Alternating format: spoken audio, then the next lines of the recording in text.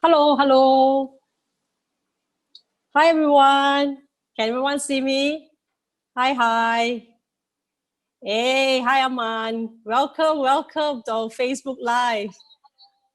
Hey. Hi, Jeremy.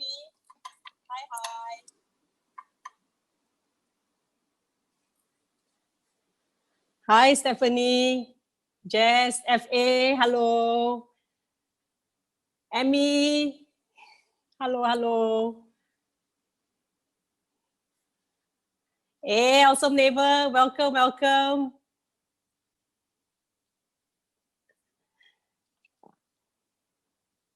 Hello, how is everybody? Okay, right. The time check now is 2:01. Okay, I'd like to welcome everybody to our Facebook Live today. And a little bit about myself. My name is Ming. I'm from Ming Property. I have been in the industry for 10 years. Today, with me, I have a special invited guest. She's none other than Monica Ong.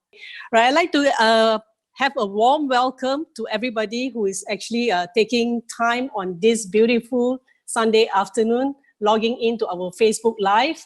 Okay, today we have our special guest. She's none other than Monica Ong.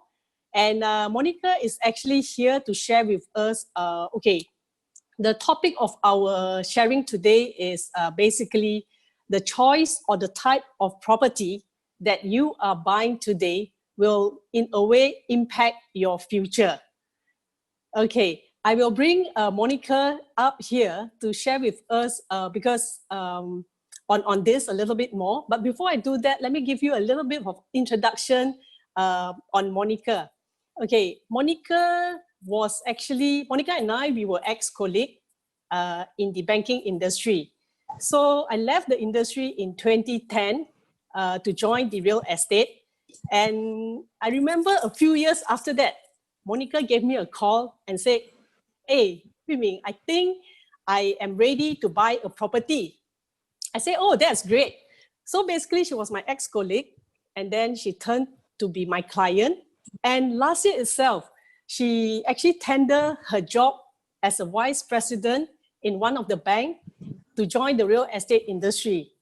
And here she is, Monica. So I remember those days, that was actually back in 2015 when Monica called me to tell me that, hey, Hui Ming, I am ready to buy a property now because I've got my bonus. That was exactly the statement that she actually shared with me. So I said, okay, great, Mon, let's meet up and then let's just have a bit of discussion from there. Yeah, Mon, over to you. Okay, yeah. Thank you, Ming, for having me as your special guest. I'm very honored. I remember that time was about 5 years ago or 2015 thereabout. Yeah, exactly that time when I got my bonus, because I always thought that we should always pay ourselves first, having since worked in a bank for the last 16 years. So I want to grow my retirement funds, and I know for a fact that my ordinary account only earn 2.5% per annum on a compounded basis. And I calculated if I were to retire at really the so-called retirement age at 65, I would still may not lead the life or otherwise known as Ming. I said, hey, you know what? If I were to retire then, I may not be able to attend all my friends' children's wedding, because the ang pao rate now is about what, $200 to $300. If you were to go fast forward to when I'm age 65, I cannot imagine the ang pao rate will be how much. So then I'll have to probably tell my friend, hey, I say I cannot go. So I told Probably me it'll be 500 we rely on Monica. just our CPF funds. So that that was that year that I called her and I told her that, hey, Hui Ming, I got my bonus, and as somebody who worked in the bank for so long, I know the importance of paying myself first. And I told her I want to grow my retirement funds. And if I were to rely on the ordinary account in CPF to allow me to retire comfortably, I believe it will be quite tough. So I told her, hey, Hui Ming, I think I'm now ready. Actually, on and off, I do call her and say, hey. Thank you, Claudia. You can hear my side, right? Okay, that's great, I will get Monica to repeat. I say first time, technical issue here. So sorry. So sorry. How Ming, shall I repeat or shall I repeat Okay, the maybe I'll check with the audience. You all need Monica to repeat what she says earlier on. Yeah, I think you can repeat. Yeah, Monica. Okay, me, what I'm going to do is I'm going to off my handphone totally because I think my handphone may disrupt my iPad. So I'm not going to watch the live comments, but if you see any comments from me, then you just read it out to me. I'm switching off totally my handphone. Okay. Sure. Sorry, guys. Can. Okay. Okay, can you ask me the first question again? Okay, guys. So sorry, this is what happens when you use technology. So bear with this. And I think during this circuit breaker time, a lot of us are also trying to embrace what we have not been doing previously. So in a word, we have to embrace technology.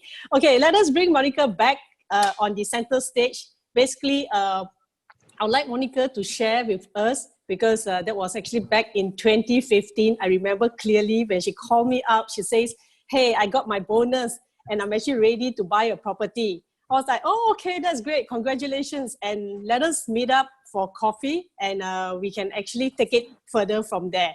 So you guys probably would want to know a little bit more. When she called me up in 2015, what type of property she wanted to buy when she actually came to me. Okay, Monica, over to you. Yeah, actually on and off, I will always call Ming to ask her, how do I actually buy my first property? But each time it seems to be out of reach. Until 5 years ago, when I called her, I said, hey, Ming, I think I'm ready again. But you see, every time I ask you to bring me to see houses, it's always so difficult. I'm always, in that sense, I couldn't make it. So I told her, why don't I start off with a typical HDB flat? And the criteria that I give to her was that I wanted something of a reasonable size, and in my opinion, at least 100 square meter. And I know for a fact that new flats itself are pretty smaller in size. And I told her, I said, I don't mind something that is in mature estate, and I understand that only older flats are of this kind of size. Why don't I just buy a flat that is like 30 to 40 years old? I don't mind, I just need the size. Can you help me hunt for it? Preferably it has an MRT nearby, because at that time I don't drive and I don't have a driving license then. So as a concerned agent of mine, already ring some alarm for her. She was like, huh? You wanted such a criteria for your first property? I said, yeah. Can you help me on that? So she brought me to see a few flats.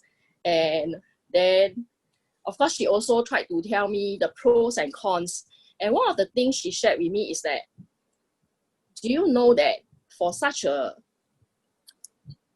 unit itself, which is about 30 to 35 years old kind of flat, you would need to actually do a massive renovation? I said, yeah, okay, I think I will have some funds, but not a lot. So maybe I can do that.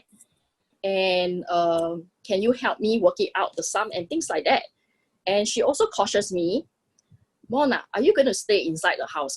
Because HDB flat, if you buy right, if you buy a HDB flat, you have to stay at least 5 years inside to fulfill the minimum occupation period before you can rent out the whole unit. So I say, oh, I thought I can rent out the room. Then she said, no, you have to stay inside if you want to rent out the room. So I am very sure I didn't want to stay with strangers. So I said, it's okay, I buy first, then maybe I leave it vacant, no? So she was, of course, very concerned with regards to my choice. Yeah, Ming, you want to add something else? Yeah, because I think it's actually quite normal, right? We have met quite a good number of clients, and not surprisingly, when when one are eligible to buy a HDB flat, they will actually come forward and say that, hey, I have got my license to buy my flat, yay. And first thing that they come is like, oh, we don't share with us anything about new launches or any other typical shoebox unit, which is actually below 500 square feet. Because I think all we want is actually size so that we can be very comfortable, because Monica is also afraid that, you know, every steps that she moves, she'll hit onto the wall. Because my question was like, hey, Monica, why do you need the space for? You know, I mean, at that point, the thing here is we, in a way, because your first flat is actually very important. There's nothing wrong with HDB, but the thing is we need to see what is the main objective. But during that time where Monica approached me, her was to funds, you see. So then I was thinking that from the investment aspect, why do you even worry about, you know, what kind of size that you are actually moving in? So over here, then I start sharing with her on the differences, because maybe Monica, you can actually bring up your screen to share a little bit more on that. Yeah. Basically, it's like the cash component, which is actually required to buy a HDB flat versus a condo. You know, like she will actually show you shortly. Can you see my screen? Just to confirm, can you see my screen? Hui Ming? Yes, I can see. Okay, I'll go to the first slide. Okay, just want to bring the attention. So after seeing a few HDB, then we nailed down to a HDB 5-room resale. It costs about 600K then, and it's right outside City Fringe, quite near to a MRT. And I told her, I said, hey, not bad. I think I would like to put in an offer for the flat. Can you calculate for me? Do I have enough to proceed? So at that point, the cash component is 5%. And I would need to come up with another 15% from my CPF, because we can borrow up to 80%. That was 5 years ago. Of course, currently today is a different situation. We can only borrow up to 75% for first timer. But then Hui Ming cautioned me that, hey, there's this renovation aspect, and to renovate a 5-room resale of above 100 square meter, I definitely have to hack the toilet house, the toilet bowl, change the wiring, change even the flooring. And I remember that time I told her, maybe I just keep the kitchen flooring, the rest I will have to do. And we calculated the amount to be about 40K thereabout. So all in all, would be 70 cash in order for me to move in. And of course, I know at the back of my mind I have enough CPF, but that's this cash component that I have a concern with, because having worked in a bank for so long, I didn't want to take a renovation loan because of the interest and things like that. I want to minimize my debts. And I know that with this, I will have a mortgage. So I told her, no, I don't want to borrow any money for renovation. So having seen this 70K amount, I was a bit concerned, because I know for sure this 40K on renovation might be something I cannot get back later on. And Ming also shared that, you know, tenant is not going to pay you an extra 80 or 100 because you have marble flooring or you have a wardrobe that is built up for them.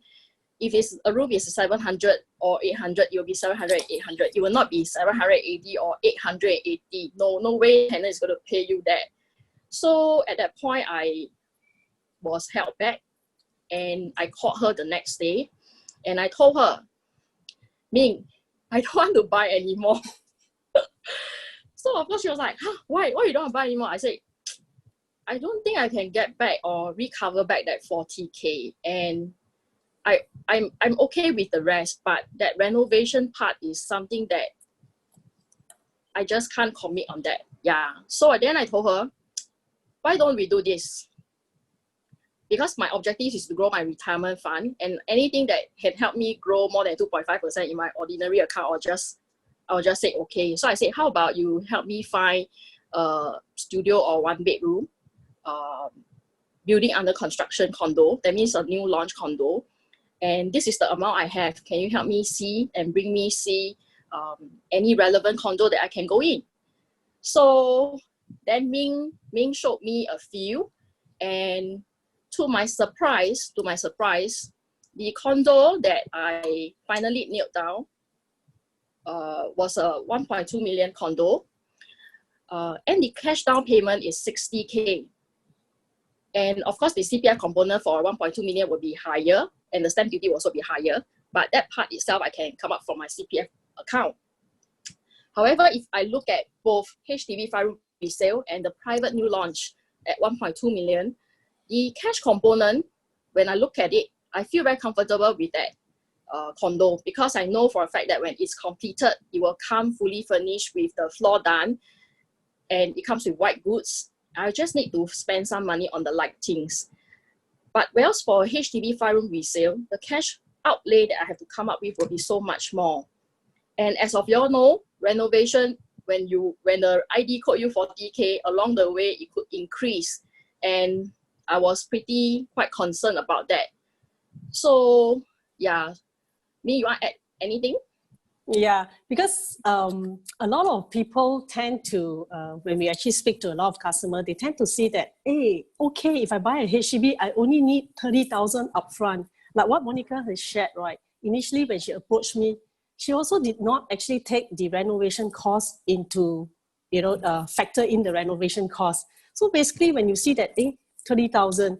So the flats that we were actually looking at that point in time was easily, because it's actually at city fringe in a very mature estate. So it was about 30 to 35 years. So when we look at it, like what she says, you have to change everything practically, from the wiring to the toilet bowl. Basically, you need to tear off everything. And this 40,000 I was actually sharing with her is actually really bare minimum. Because many a times, right, when we do renovation, I think many of you would actually agree with me. If you do agree, just put a Y here. You factor a certain sum for renovation, and then your contractor tell you that, oh, okay, everything in is going to be 40,000, right? The renovation takes place about 2 months. 2 weeks or 1 week later, when you go down, they tell you that, oh, sorry, we have to add this because we didn't factor in this pillar over here. Now you have to actually add another 1,000, 10,000. Today, the 40,000 may not come out to be 40,000. It could be 45, 50. And this renovation cost is something that when you sell in future, you may not recover it, because a lot of clients, when we meet them, they say that, hey, my house, I spent 100,000 for reno. So make sure that you sell my house 100,000 more than my neighbor's place, because my neighbor's place is not renovated. But sometimes, we feel to, the thing is, like, renovation is actually very, very subjective. It may be, it may really look really nice to me, because renovation is catered to specific individual. So it may be okay to me, but another person who comes in, and if they want to take over, they'll be like, I don't think I need this cupboard, because, I want to convert this whole room into my study. You see, that kind of thing. So only probably about 5 to 10% of the buyer who come in and buy your place may appreciate what you have done. So in other words, it's like the money spent on renovation is as good as, I would say that, you will not get back going forward. So at the end of the day, we went round again. I'm quite happy that during that time, at least she opens up her idea after sharing with her. And she said, maybe I can really, explore condo instead of older HDB. Then I asked her, then I told her, the very first thing I said, be prepared. Condo space will be definitely smaller. You may not get the size that you wanted to, which is like 100 square meter that she wanted, okay? So we went and see a few development. And in the end, I sat down with her because I know Monica, her CPF funds will be able to actually cover. So it's the cash component, that how much that I can actually help her save. And at the end of the day, to make sure that she can generate a better return compared to what she wanted to buy initially. Yeah. Okay, over to you, Monica. Yeah, I go back to the screen again just to share. A lot of the audience are saying hi to you as well, Monica, since you don't have your phone hello here. everybody. So hello. I thought I just say hello. Good afternoon, everyone. Yeah. For those who just log in to join us, hello, Brother KK, Sister Vera, okay, Uncle William. Good afternoon. Adeline, Claudia. Claudia already logged in earlier on. Yes, hi, Claudia. I hope all of you had a good lunch before you joined this session. Otherwise, you can... just to share. So just to share again, the comparison between the cash outlay, I think one of the key things that I learned here is this. I always thought that I need more cash to buy condo than a resale HDB. But if you look at just now that paper, if I were to factor in the renovation costs, the condo seems something that I can manage with that first 5% cash down payment. Of course, behind the scene, you need to have enough CPF to support the remaining factor because the quantum itself is also doubled. But what I let go, I want to share is that I let go the part that it is near a MRT. But the one that I bought is near a future MRT. The other thing is it's not outside city fringe. I bought a condo near, further away, outside core central region. Yeah, so these are the things that I weigh out because my key objective is to grow my retirement funds. So I let go certain aspect of it and I went ahead with that new launch. So again, I just want to share, this is the idea most of us would thought. One needs more cash to buy condo than a resale HDB flat in terms of the cash down payment and the component.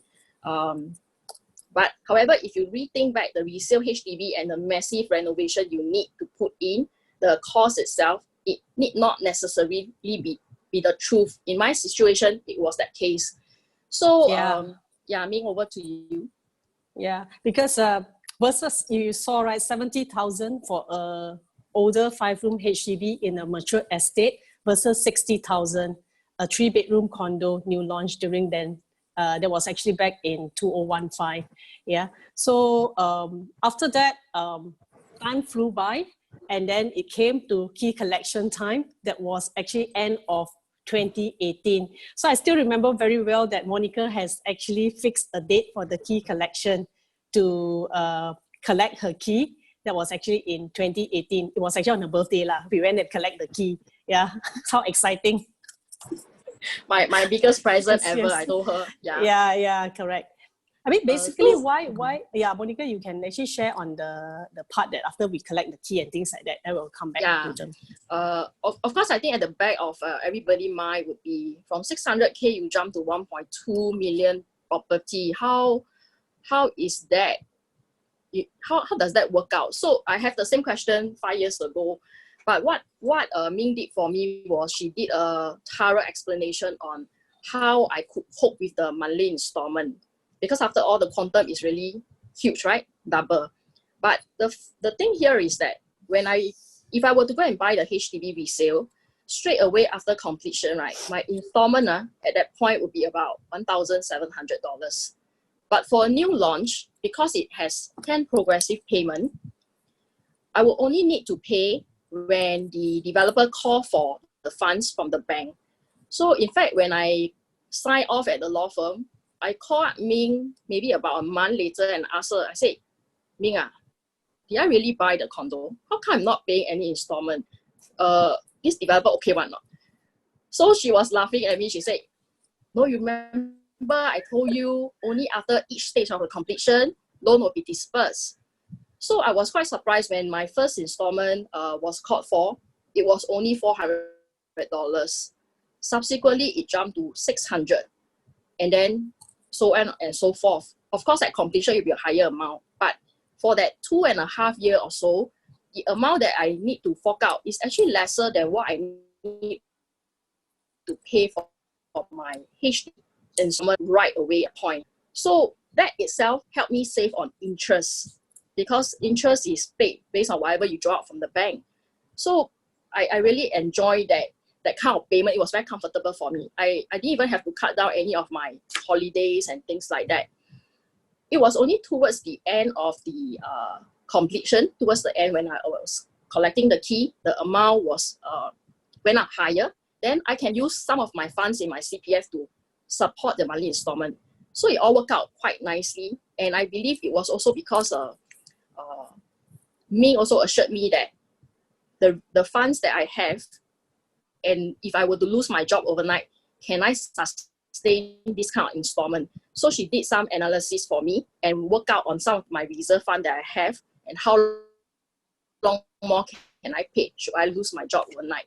So I went into this property feeling very safe and very confident that this is the right buy. Yeah. Now fast forward to the time when I collect key, like any concerned so-called buyer, I asked her, I said, so how has it grown in the pricing? Is it the right time to sell? Yeah. So at that time when I bought this property, I was locked in for 4-year seller stamp duty. Currently, if you buy a new launch, if you go into a property at this timing, is 3 years lock-in. But previously, I was on 4-year seller stamp duty. So at the point when I collect key, I was still in my 4th year period. I haven't completed the 4th year.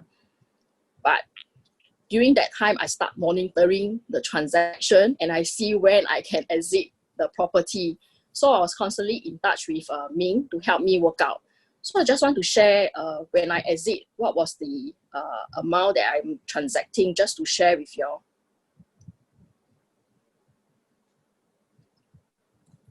Okay, in 2015, early part of 2015, I bought the property about 1,200 plus per square foot. When I collect the key, it was in 2018, that period, and I sell around 2019 early part. And from 1,200 per square foot, right, when I sell the place, I sell it at 1,490 plus amount. So it was a very good return. I got a 24% return. It worked out to be about 5.5% per annum. Did I meet my retirement funds objective? I think yes, because CPF only paid me 2.5% compounded.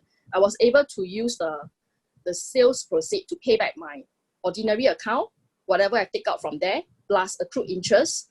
After that, that cash component was quite a good sum that I can use it for my next investment, and also for me to start off a new business in the real estate. That's why I joined Hui Ming, because I believe that whatever I've gone through makes sense and help me, and I hope that with this I can go out and help more people. So at that time when I was looking at when is the right time to sell in this, I also checked back the HDB that I was looking at, and I realized that HDB around that same time when I was selling my condo was still at the same price, 600K, and that was about 2.5 years plus already. It was still at the same price, 600K itself. It didn't grow. But remember, if I were to put in money for the renovation, it means that I will suffer a loss of 40K. So for the purpose of today's live, I also went back to check if there's any recent transaction. So it went down to 8K. So there was a loss of 8K. The last transacted for 15th floor for that unit was 592,000. So it's a 8K loss if I will have to buy it at 600K. And not forgetting the renovation and the installment that I have to fork out for paying the installment right away. That will be a lot of a loss itself. Yeah. Over to you, Ming. I'm really, really glad, that she actually chose the right property to buy then, you see, because a lot of times we probably would be like thinking that, hey, no, I don't think I can actually ever afford a condo because the price difference is like double, 600,000 versus 1.2. Back to what Monica has shared a while ago, what we do is we will actually sit down and we will assess to see how prudent the financial situation of a client or anyone, right, before we even proceed with the purchase. That is actually very crucial because these days we frequently get questions, is this still a good time to buy and things like that, you see, even though it's actually a good time to buy, because to us, yes, we are actually going through crisis now. Never in our life we get this circuit breaker been implemented and there's this lockdown thingy, you see. So yes, we are actually going a crisis, but in every crisis, there will still be opportunity. So look out for it, be open, but the most important thing, the financial itself, to make, because rule of thumb is we do not want anyone to commit or overcommit to a property, because again, property is actually a long-term investment. So the sums has got to be right before you even, put your foot forward, basically. Yeah, Monica, maybe just give me a few minutes. I'll see whether the audience has got any questions or not. Okay, sorry, because Monica don't have her phone here, and I will have to run through what are the questions. Bear with me, I have to check my phone. Okay, guys, if you have any questions or you would like to ask, right, you can actually type in the comment box, and then we would actually try to actually answer your questions if you have any. Yeah, maybe while waiting for some of the comments, to some of the questions to come in, right? We only, if Monica didn't actually choose this property to buy, I believe, today we won't have Monica sharing with us on this platform. That's one. Yes. Two is she may not be able to actually take the opportunity to venture on to a new business together with me right now. And using her real life example, she's also able to also help and share her knowledge on how people can actually do this, moving forward. Yeah. Okay. I think the audience are good. Hey, hello, Zul. Thank you for watching. Zul. Yes. Monica, Zul just came in. Yes, hello. Hope you had your lunch. Adeline haven't eaten. Okay, yeah, Monica, sorry to interrupt. Yeah. Yeah, so I was thinking, if I choose the HDB resale that time, actually this year will be the 5th year of MOP. I will still be holding on to the HDB, and I probably would not be in the real estate business. Yeah, so that's why I feel it's very important. The type of property you buy really can affect your future. Yeah, so I hope with this sharing, first thing first is, when you are considering going into this property, get your first objective clear, because different people have different budget, different concern. For me, I was concerned about my retirement fund and growing it. So that will always be my key number one priority, among other things like space. So if you see, when I change it to a condo, I eliminate the requirement for space. I eliminate the requirement for a ready MRT.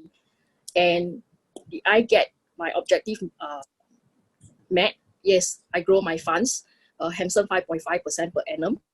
And I feel that... I think it was a total of 24% over the 4 years. Yes.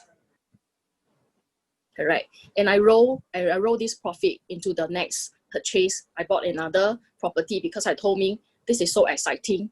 I just want to grow it again. So I fund it in another property again. So I hope with this sharing, when you assess how going into a property can help you, the one thing I will still want to stress is, investment in property is still a long-term thing. You need to assess the risk profile that your type is in, and the amount of reserve funds you have in order to see you through the raining seasons, and whether you're comfortable enough to commit to the installment amount, and what are the options available. Keep an open mind and reassess how all these things work out for you individually. Yeah. Over to you, Ming. Yeah, thank you, Monica. Yeah, I'm still seeing that people logging in to the Facebook Live. Hello, Rajesh. Thank you, everybody. Patricia. Hello, yeah. You all can, thank you for taking time to log in to our Facebook Live, yeah. Okay, basically, I run through the comments. I think our value audience here, they don't have much question.